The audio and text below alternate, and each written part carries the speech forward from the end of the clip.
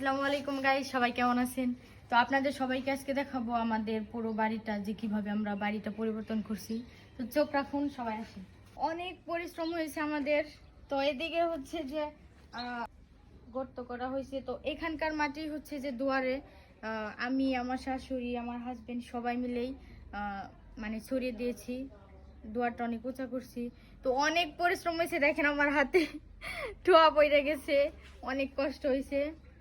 তো আরেকটা জিনিস হচ্ছে কি, যে সব এগুলা এটা কমপ্লিট করা হয় নাই, কিন্তু আমাদের হচ্ছে যে এদিকে হচ্ছে যে আপনাদের কিছুদিন আগে আমি একটা ভিডিও পোস্ট করছিলাম। তো সেটার মধ্যে বলছিলাম যে আমাদের ওয়াশরুম এবং বাথরুম মানে কমপ্লিট করা হচ্ছে, তখন শুরু হয়েছিল, তো এখন কমপ্লিট করা হয়েছে। তো দেখেন সবকিছু কমপ্লিট করা হয়ে গেছে ইনশাআল্লাহ। আমাদের আস্তে আস্তে আমরা সবকিছুই মানে আল্লাহ যদি রহমত করে সবকিছুই পরিবর্তন করব। আপনারা আমাদের পাশে থাকবেন এবং দোয়া করবেন।